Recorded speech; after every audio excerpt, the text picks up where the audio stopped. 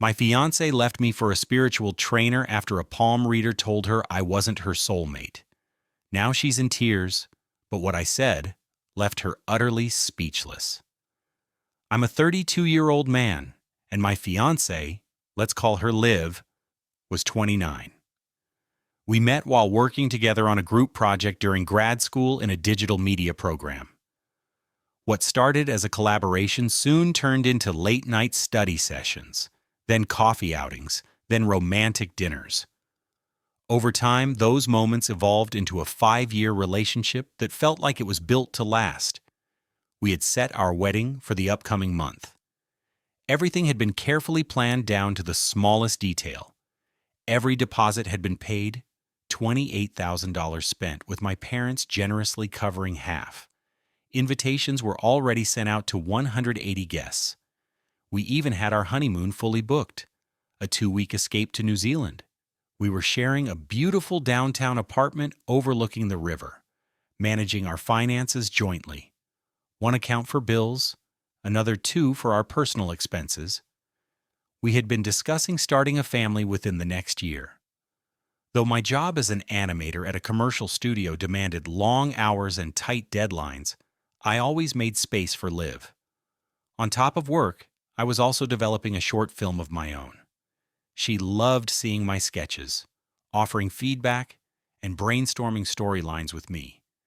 It was something I genuinely appreciated: her involvement, her support, her enthusiasm. My best friend Bill has been in my life since high school. We both played basketball back in the day. He was the standout athlete, the one scouts noticed, until a senior year injury shattered his chances.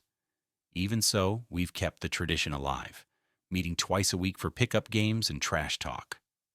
Those games are sacred. No matter what else is happening, Tuesday nights and Saturday mornings are non-negotiable. Bill's sarcasm is legendary. Your jump shot's as weak as your latest storyboard, he'd taunt. I'd retort, at least I don't freeze up in the paint like your post moves. It's this kind of ribbing that has kept our friendship fresh and grounded through thick and thin. When I first introduced Liv to Bill, he was supportive but wary. He's been through the ringer, a young marriage, an early divorce, and enough drama to sharpen his instincts. But Liv seemed different. She was warm, smart, and could cook like a seasoned chef. Her pasta dishes, made from her nana's old recipes, were incredible. Sundays became our meal prep day. She cooked, I cleaned, and we both caught up on life. It was our thing. Financially, we were doing great. I earned $84,000 a year with benefits. Liv made $78,000, working as a UX designer for a fintech company. We had been aggressively saving for a home in the suburbs. After the wedding, the plan was to move out of our rented apartment and into a place of our own, with our salaries, savings, and family support. $14,000 from my parents, $5,000 from hers, and $9,000 from us. We calculated we'd have a 20% down payment ready within a year. But then, 6 months ago, things started to shift. Liv joined this women's empowerment circle, led by a woman named Mia. It wasn't just a support group, it came with a $200 monthly fee and peddled overpriced essential oils. Mia referred to herself as a spiritual guide, but she mostly dabbled in palmistry, tarot readings, and astrology charts. Mia was quite the character, 38, single, and living in a renovated loft above a vegan coffee shop. She claimed her home sat on a convergence of energy lines, which supposedly amplified her intuitive gifts. In reality, it was just another trendy rental.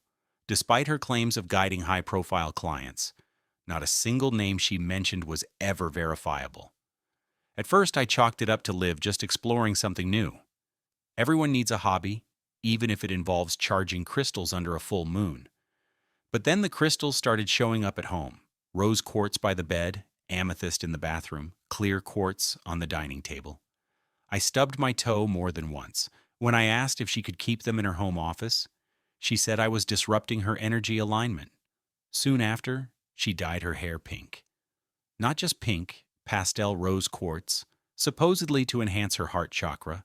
Her wardrobe changed, too. Flowy dresses, shawls, and layers of beads replaced her usual polished look. She burned incense nonstop, and the apartment reeked of sage and sandalwood, which aggravated my mild asthma. When I asked her to crack a window, she said I was resisting her spiritual cleanse. It didn't stop there. She began categorizing our friends based on their energy levels. Bill was labeled an energy drainer after he joked her crystals looked like props from a geology museum. She was dead serious about cutting him out of her life. And then came Dorian. He was part of her circle, a so-called spiritual trainer who walked barefoot and spoke in vague riddles. When I met him, he held my hand for too long and said, "Your solar plexus chakra is congested." I had no idea what that meant and didn't care to find out. Liv started spending weekends at his retreats, reconnecting with her divine self. When she returned from one, she looked distant. She handed me a letter, a release of karmic ties, she called it. In it, she said Mia's palm reader confirmed I wasn't her soulmate. She said staying together would hinder our spiritual growth. I didn't yell or beg. I just said, I hope your third eye can see the disaster you're heading toward. She didn't respond. She packed her things, crystals, incense burners, journals, and moved out within a week. Our wedding was canceled. We lost thousands. My parents were crushed. Her family embarrassed. A few weeks later, she went public with Dorian. They hosted energy healing circles at Mia's loft, charging $150 per person. I saw pictures online. Liv, sitting, cross-legged, eyes closed, chanting with strangers. Then one day, she showed up outside our old apartment. Her eyes were puffy. She said Dorian had taken advantage of her emotionally and financially. Her savings were gone. Her spiritual guide had become a con artist. She missed our Sundays, my drawings, and the laughter. I listened. Then I said, "You gave up everything we built because someone drew a few lines on your palm. Actions have consequences." She stood there silently before walking away. Looking back, it's hard to pinpoint the exact moment when Liv started slipping away from the life we had built. Maybe it was the second time she skipped a dinner with my parents because Mars was in conflict with her rising sign, or maybe it was when she told me the couch needed reorienting to better align with the Earth's magnetic field. I tried to laugh it off, to be open-minded, even curious. I wanted to support her, but how do you argue with someone who's convinced that planetary alignment trumps real-world commitments? I don't think she was a bad person. I think she was searching for meaning, for identity, for some form of control over her life. But instead of finding it within the solid, loving partnership we had, she followed a mirage, and by the time she realized it, the bridge back had already burned. Our Sundays spent cooking together vanished. "Cooking meat disrupts my spiritual frequency," she declared one afternoon, and just like that, the pasta dishes I once looked forward to were gone. In their place, pricey takeout from organic, clean-eating restaurants. Our fridge, once stocked with Tupperware full of homemade meals, became a display case for $15 cold-pressed juices and prepackaged Thai quinoa bowls. That shift in lifestyle started hitting my wallet. Monthly credit card statements showed charges from places like Crystal Harmony Emporium and Divine Path Wellness. When I questioned the spending, she said I was clinging to materialism. "Spiritual growth has infinite returns," she told me. Funny how those infinite returns always funneled toward Mia's ever-growing list of businesses. It didn't take long to realize Mia's operation wasn't just quirky. It was a calculated, cult-like MLM targeting successful women in their 30s. The pattern was classic. First, make them feel special. Then isolate them from partners. Finally, sell them empowerment through an endless stream of products and retreats. A $50 palm reading led to a $350 soul map, which funneled into a $200 monthly empowerment circle. And if you wanted the full experience, a $1,500 weekend retreat at a lake house with energy alignment ceremonies that were basically guided meditations with burning bundles of overpriced sage. About 2 months ago, things got noticeably worse. Liv grew distant. Her phone was always in her hand. She'd changed her passcode, started working out obsessively at odd hours, and spent more nights out at wellness events. I told myself it was just wedding stress, but there were signs I couldn't ignore. She stopped leaving her phone face up.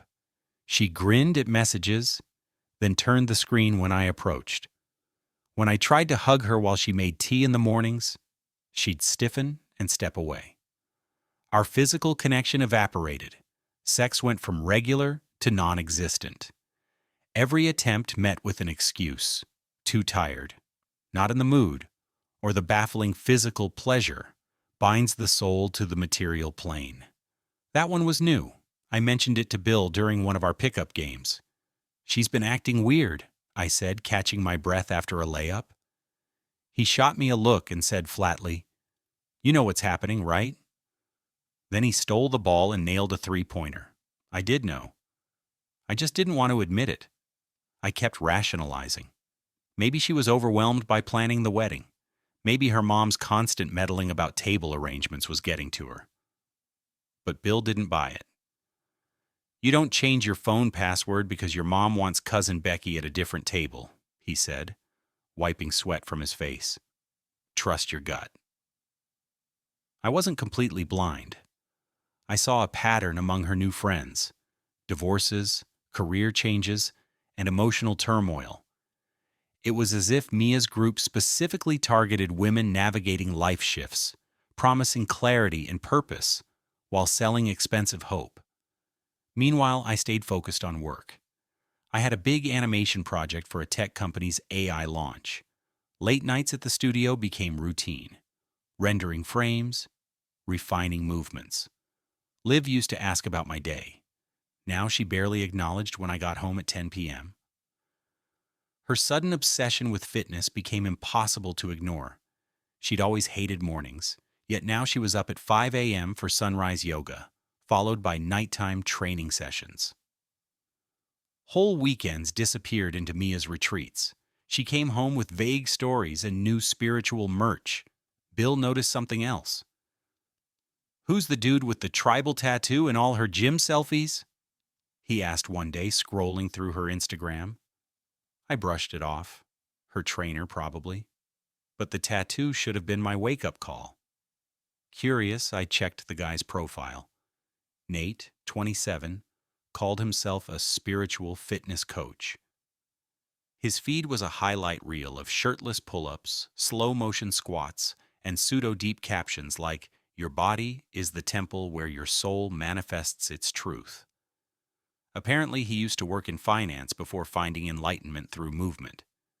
Then came the money red flags. Our joint account showed strange withdrawals, 100 here, 200 there, for alignment courses and energy sessions.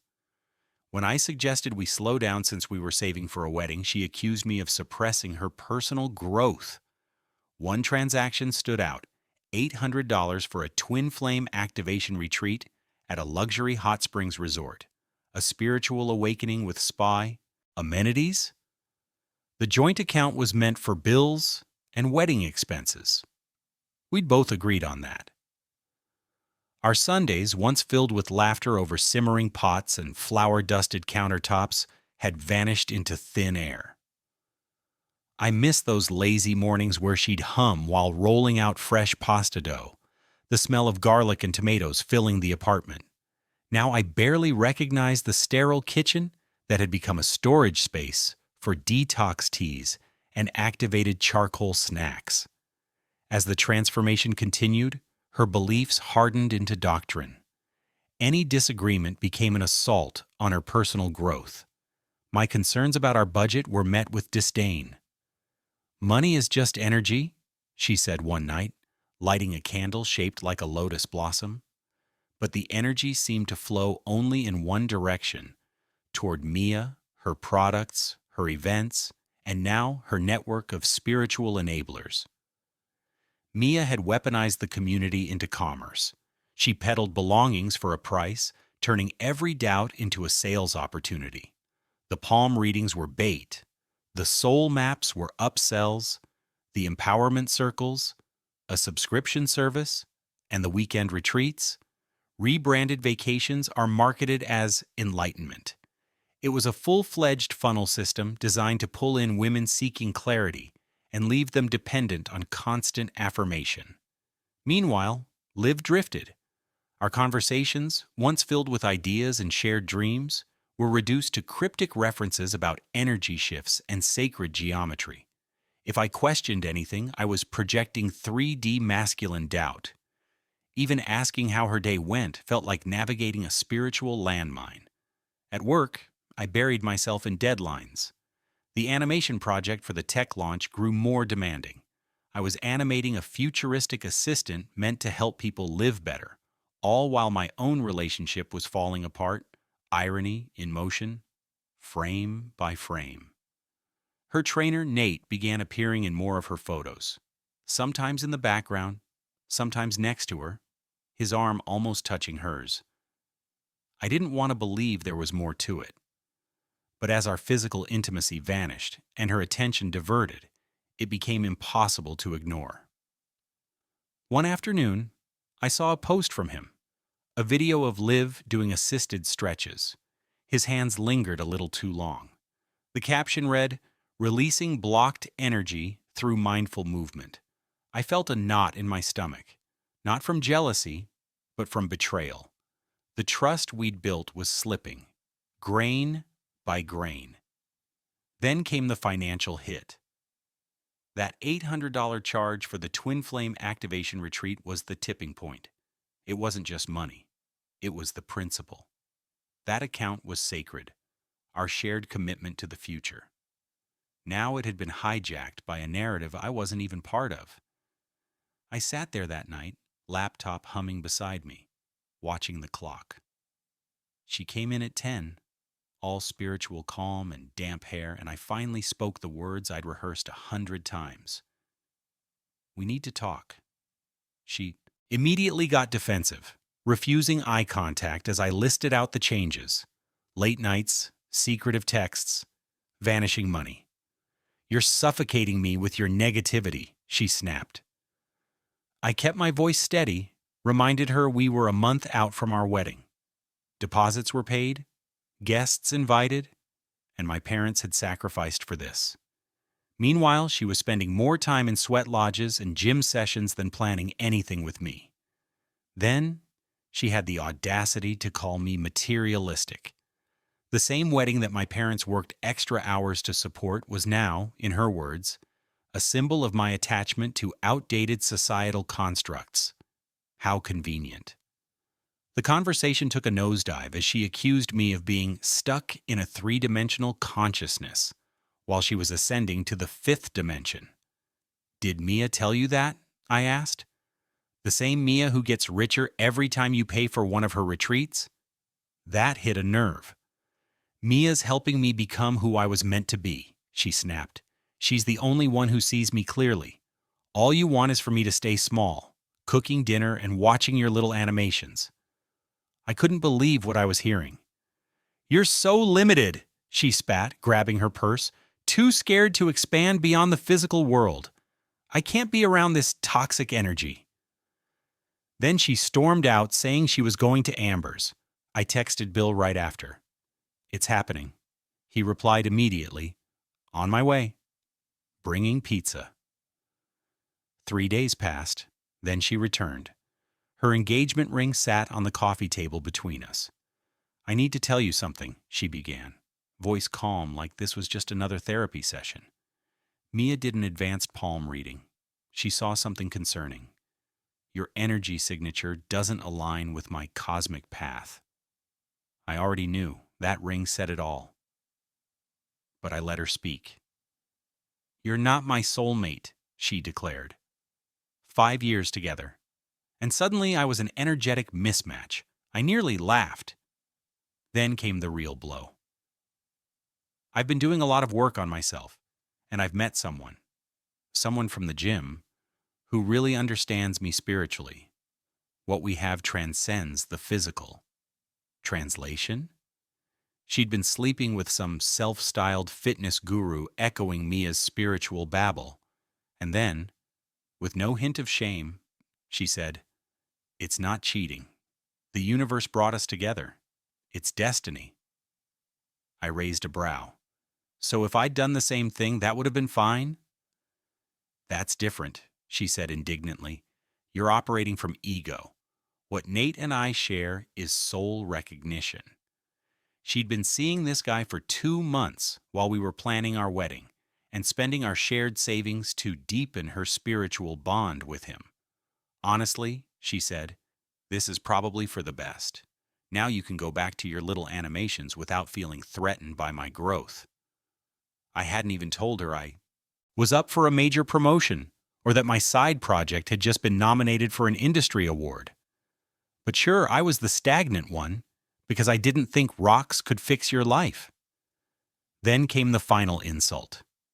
"We could still be spiritual companions," she offered, "while I explore my connection with Nate.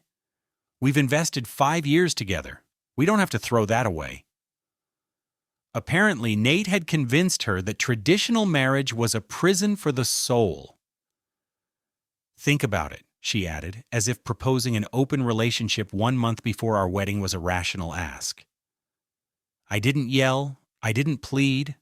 I just stood up and said, "It's your choice. I hope it works out for you."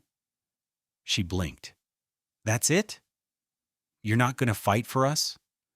"There's no us if you've been sleeping with someone else," I said. "You've already made your decision." She left shortly after, taking a few things with her. I called Bill. "She's gone," I said. "Palm reader told her I'm not her soulmate. Been seeing her trainer for 2 months. "Jesus," Bill muttered. "You good?"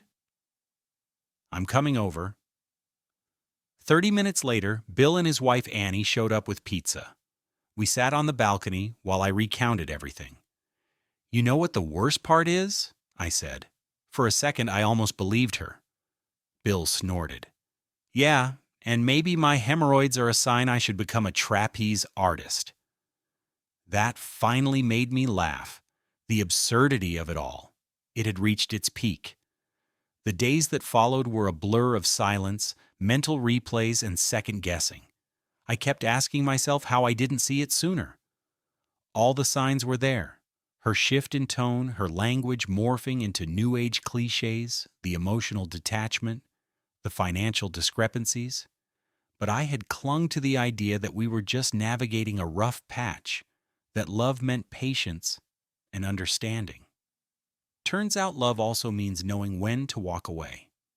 At work, I pretended nothing had changed. I finished that animation sequence on time, submitted my side project, and received that industry nomination I'd kept from her. It felt hollow. Not because the recognition meant less, but because she'd made me believe my ambitions were small-minded. For months, she'd scoffed at my passion projects, labeling them distractions from my real growth. When I finally opened up to a colleague about everything, he blinked twice and said, "Man, that sounds like a Netflix doc waiting to happen."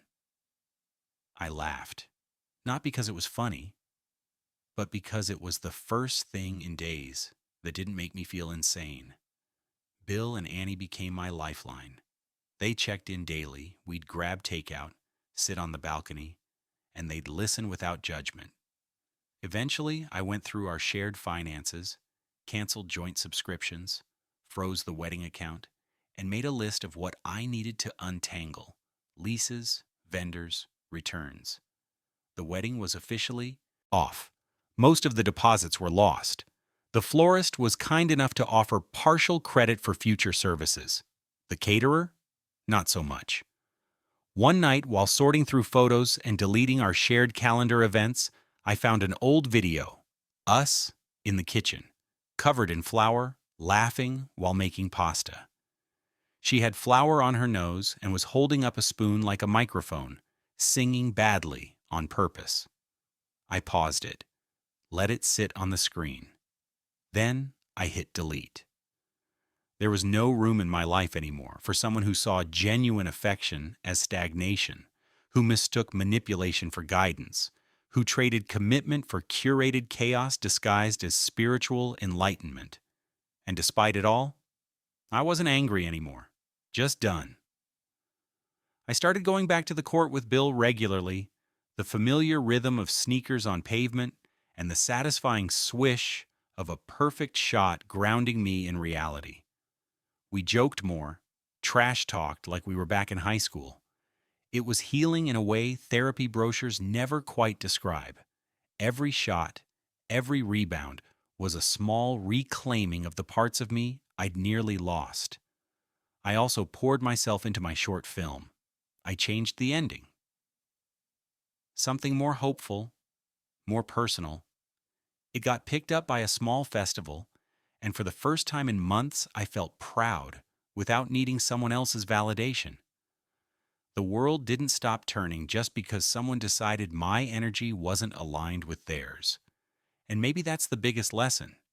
You can build a life with someone, share dreams and timelines, and still find yourself abandoned in the name of growth. But growth doesn't come from betrayal.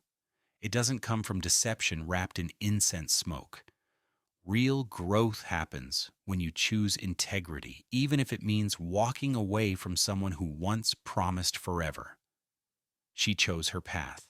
I'm choosing mine. One rooted in reality, respect, and an animation studio that thinks my work is more than just little cartoons. I'm moving forward, frame by frame, step by step. The next day, Liv came by to gather what remained of her things.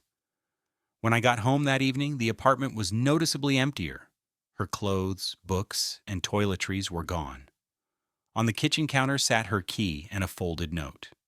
I unfolded it with a mix of dread and resignation. It read, "I hope someday you'll understand that this was the universe guiding me to my true path." I crumpled it without hesitation and tossed it in the trash. Then I began the painful task of informing our families that the wedding was off.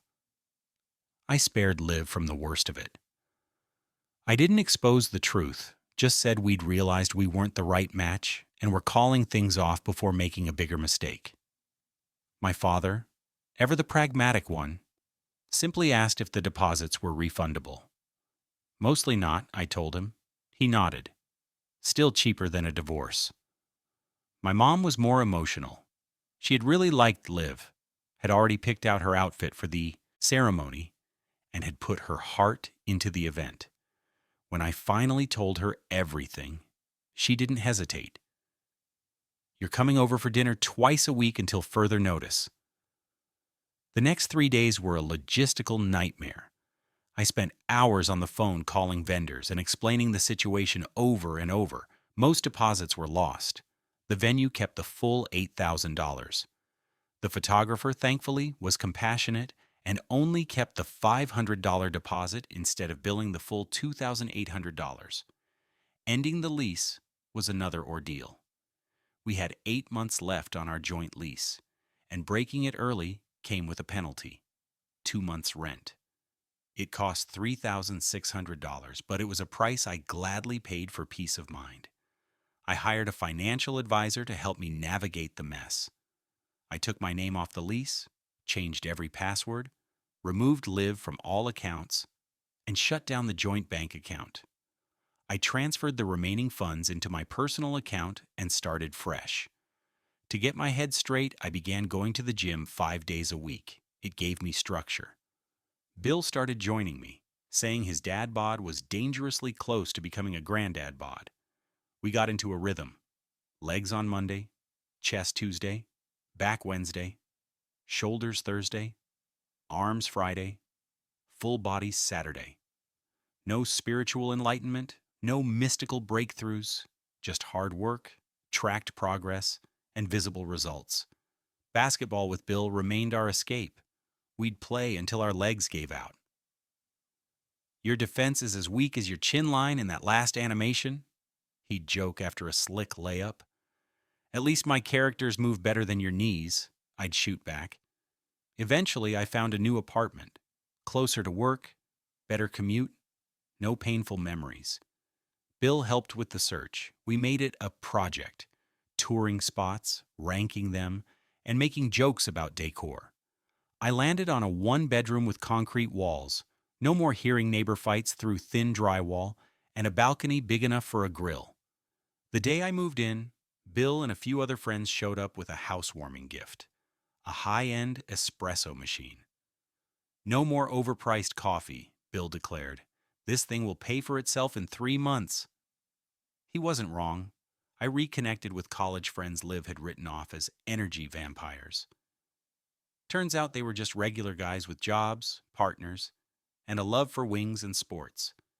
We started a monthly poker night. Low stakes, high volume trash talk.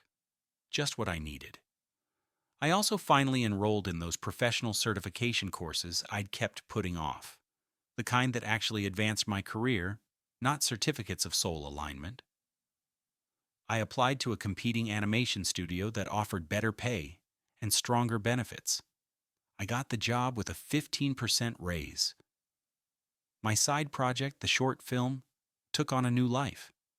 I redesigned a few characters, wove in subtle nods to my recent experience. The villain? A charming con artist who preyed on people's insecurities by selling them fake enlightenment. It was weirdly cathartic. Cooking returned to my life too. No more debates about whether boiling water changed the energy field of carrots. Just simple meals. I'd forgotten how calming it was to create something with your hands. Meanwhile, Liv's life became a story told through social media.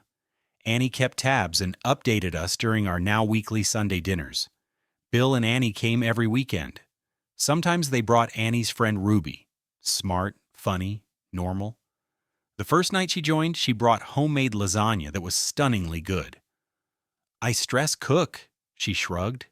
Finance all day. I need something creative at night. We bonded over that.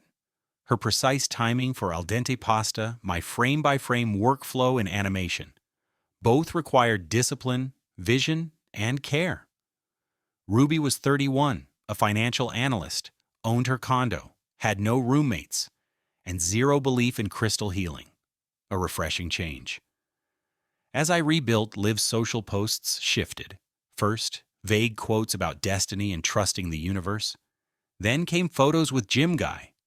Hashtagged #sign twin flames and #sign divine coupling. Partner yoga poses on the beach, captions about cosmic love. Annie rolled her eyes. You dodged a bullet, she said, showing me a particularly nauseating post. Anyone who types #sign divine coupling deserves what's coming. That shift came subtly at first. Her posts lost their vibrancy. The hashtags dwindled. There were fewer beach photos, fewer affirmations about destiny and divine bonds. Then came the cryptic quotes, still spiritual, but tinged with something heavier. Sometimes the universe closes doors, so we can find the courage to build our own. Or, healing isn't linear, but truth always rises. Annie noticed first. Uh-oh, the vibes shifted, she said during dinner one night. Her captions went from cosmic twin flames to self-healing isolation. That week, Liv posted a story of herself alone at the lake house, where her retreats used to be full. This time, there were no other faces in the background, just a shot of her journal, a mug of tea, and a caption that read, "Solitude teaches what noise never could." No more Nate in the photos. No more partner yoga. It didn't take long before rumors trickled in through mutual friends. Turns out the soulmate trainer had found another divine connection with a new recruit. The twin flame saga had burned out. She never reached out again. Maybe she was too embarrassed. Maybe she genuinely believed she had ascended past earthly conversations. Either way, I got my closure in the form of silence. And that was enough. The group dinners kept going. Ruby and I found more in common, and one evening after everyone else left, we stayed on the balcony talking until midnight. No expectations, just two people who'd been through the ringer in different ways, quietly enjoying each other's company. Later that night, I thought about everything that had happened, the plans that had crumbled, the betrayal, the loss, and the strange way peace had filled the space she left behind. I didn't feel broken anymore, just rebuilt, differently shaped, maybe stronger. It wasn't the journey I'd planned, but somehow I was grateful for it. Because sometimes being left behind is exactly what sets you free. Annie had been the first to notice the shift. Fewer posts featuring Liv and Nate together. More cryptic quotes about pain being the universe's greatest teacher. The inspirational tone had taken on a desperate edge. Then came the revelations. Nate had been spotted at a bar with another woman, then tagged in a concert photo. On the same night, Liv posted about feeling twin flame energy under the full moon. The twin flame is apparently burning for multiple twins, Bill remarked dryly as Annie scrolled through the posts. Things deteriorated fast. Liv's next post was about financial hardship being a test from the universe. Translation: she was broke. Turns out Nate had talked her into investing her entire savings into his mindful movement studio, a business that existed only on paper. The studio never opened, but Nate had a shiny new motorcycle. Cosmic balance, apparently. Mia's so-called empowerment circle didn't fare any better. Bill's cousin had a friend who'd been involved peripherally, and when it unraveled, she shared the chaos.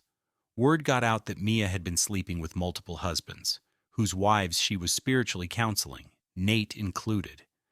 It turned out Nate had been earning free spiritual services by acting as soulmate bait, luring women into Mia's program. The scandal broke wide open when one husband found explicit messages between his wife and Nate. Furious, he started a Facebook group exposing the entire scam. Screenshots flooded in, payment receipts, seductive texts, even Mia's pricing tiers. Nate, it turned out, had been earning a 15% commission for every woman he brought into Mia's fold. The scheme was deceptively simple. Mia scouted unhappy professional women via social media and networking mixers. She'd offer a complimentary palm reading, diagnose a spiritual blockage, usually tied to a toxic relationship, and then upsell a solution: workshops, soul maps, exclusive retreats. Within weeks, many had emptied their savings accounts chasing a higher self that Mia promised, and Nate flirted into existence. Once exposed, the empire fell like a cheap tent in a thunderstorm. Mia's so-called spiritual center, just a rented loft above a vape shop, closed overnight.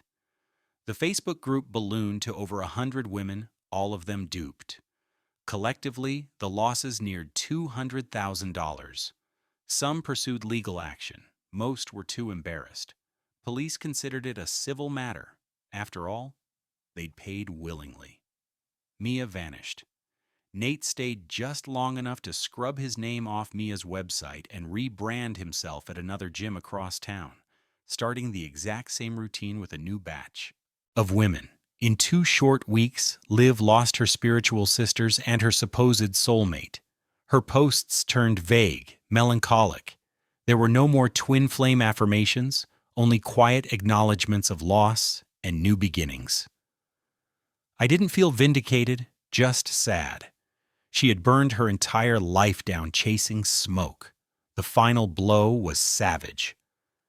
Nate's longtime girlfriend, yes, the real one, found out. She'd been with him for 3 years, completely unaware of his spiritual seduction side hustle. In response, she launched an Instagram account dedicated to exposing his scams. She posted screenshots of near-identical messages he'd sent to dozens of women. Same flirty lines, same soul connection nonsense.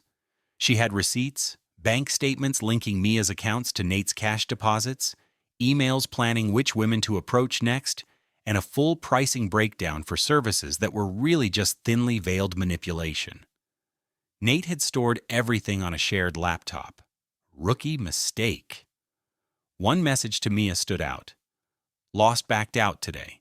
Said she was feeling guilty about the fiancé. Told her he's blocking her ascension. Back on track now. It was dated a few weeks before Liv left me. Meanwhile, my life had moved forward. Ruby and I had grown closer. What began as casual dinners became long walks, weekend brunches, and actual dates. She was refreshingly grounded. Our first conversation? Mortgage rates. No talk of moon cycles or aura cleansing. Just practical, honest, intelligent dialogue. She came over one night with homemade gnocchi, and we ended up talking for an hour about our careers, favorite books, and the best technique for roasting garlic. She watched over my shoulder as I animated scenes and asked real questions, curious about the work without romanticizing it. There were no mind games, no performance, just a steady, mutual building of something real. We didn't rush it. 1 or 2 nights a week turned into weekends. She didn't need a relationship to define her. She knew who she was and invited me to share in that, not fill a void. 2 months after Liv walked out, I had a new apartment, a better job, and a relationship that didn't drain the life out of me. That animation side project, it caught the eye of 2 industry blogs. I was fielding calls from studios interested in developing it into a series. The new job came with more freedom, better pay, and colleagues who appreciated my craft. I was finally doing work that felt meaningful, without sacrificing my mental health. Then one night someone knocked on my door. Unexpected. I checked the peephole. Liv, she wasn't the radiant spiritual figure she'd fashioned herself into online. No pink hair, no beaded necklaces, just jeans, a hoodie, and a haunted look. Her eyes darted as I opened the door slightly. I was walking, she said quietly, and ended up here. Why? I asked, keeping the chain on. I don't know. Everything's gone. Mia's gone. Nate's gone. I lost everything. I said nothing. She took a breath. I was wrong. About so much. I'm sorry, not for leaving. Maybe that had to happen, but for how I left. For what I said, for hurting you. She didn't ask to come in. She didn't expect forgiveness. She just wanted to say it. I let her talk for a few minutes. I didn't offer comfort, just nodded once. As she turned to leave, she paused. You look... well, I'm glad. When the door shut behind her, I let the silence sit. A few seconds later, Ruby texted, Still good for dinner tonight? I smiled. Absolutely, I replied. I went to the kitchen, pulled out the wine, and began setting the table. Liv's apology didn't change anything. I didn't need it. The healing had happened long before she came back. Because sometimes the real spiritual journey isn't upward or outward. It's the quiet work of building a life you don't need to escape from. And I was already home. Her hair had returned to its natural brown, neatly combed and tucked behind her ears. Gone were the bohemian layers, the dangling crystals, and the overpowering scent of incense. She looked like the version of herself I'd met years ago. Before the palm readings, the sage rituals, and the cosmic awakenings took over her personality. I opened the door, but didn't step aside. She stood in the hallway, eyes flicking nervously between me and the floor. Hey, she said quietly. Can we talk? We're talking now, I replied, leaning against the door frame. I meant privately, she said, glancing over her shoulder down the hall. This is as private as it gets, I said flatly. What do you want, Liv? She took a deep breath like someone preparing to jump off a high dive. I wanted to apologize. I was manipulated. Mia's group, it was all a scam. I was in a vulnerable place, and they exploited that. She knew I had savings and was planning a wedding. I got pulled in deeper than I ever meant to. I shook my head. No. She blinked, caught off guard. No? You knew, I said. Everyone did, except the people being scammed. That's the whole point. She looked down, visibly ashamed. What I did was unforgivable. I threw everything away for nothing. Apology accepted, I said, voice flat. Is that all? I was hoping maybe. I don't know. I still have feelings for you. I know I hurt you and it's a lot to ask, but maybe we could try again. I laughed. You're serious? I know, it's a lot. It's not a lot. It's delusional, I cut in. You cheated on me, blamed a palm reader, emptied our account, called off our wedding, and now you're back hoping we could pick up where we left off. I was brainwashed, she insisted. They targeted my insecurities. Mia told me my hesitation about the wedding colors meant I was spiritually misaligned with you. And sleeping with Nate was just what part of the healing process? She teared up then. I know it sounds ridiculous now, but at the time I really believed it. Nate made me feel like I had a higher purpose. Sounds like every scam in the book, I said. You're not the first person who wanted to feel special. I've changed, she whispered. Good. So have I. I'm with someone now. Someone who doesn't need a moon phase calendar to decide whether we're compatible. Her mouth dropped open. You're seeing someone? Did you think I was sitting here waiting for you to reach enlightenment? It's only been 2 months, she said, looking genuinely hurt. You've already moved on? 2 months was all I needed to realize what I don't want in my life. She began sobbing, the kind of messy crying that once would have cracked my resolve. I've lost everything, my savings, my job, my friends, and now you. You didn't lose me, I said gently. You threw me away. Big difference. Can we at least meet for dinner? Or coffee? No. I'll go to therapy, counseling, anything. You should, but not for me, for yourself. She exhaled shakily. So that's it? 5 years, and it means nothing? It meant something, but now it's just a chapter I've closed. As I began to close the door, she said, Do you want the engagement ring back? Keep it, I said. Sell it. Consider it your consolation prize from the universe. I tried, she muttered. It's only worth half of what you paid. I smirked. Another cosmic lesson. I shut the door. Through the peephole, I watched her pause for a moment, then turn and walk away, shoulders slumped. I didn't feel relief or triumph, just peace. The silence in the apartment felt like fresh air after a storm. 10 minutes later, my phone buzzed. It was Ruby. Still on for dinner? Thinking of trying that new Thai spot? I smiled. Absolutely. See you at 7. That weekend, the 4 of us, Ruby, Bill, Annie, and I, gathered on my balcony. We grilled, laughed, and planned a hiking trip. No one mentioned soul contracts, destiny, or planetary alignments. Just good food, actual conversation, and honest company. Later, Annie pulled me aside. Liv's been asking about you through mutual friends. Says she's worried. I laughed. Tell her I've never been better. And I meant it. That night, I returned to my desk. My animation project awaited. As I scrolled through the timeline and keyed in new frames, I realized the characters moved more fluidly than they had in months. No awkward transitions, no stiffness, just clarity. Just intent. Sometimes the universe doesn't send signs. Sometimes you build the path yourself. The next morning, I woke up feeling lighter than I had in months.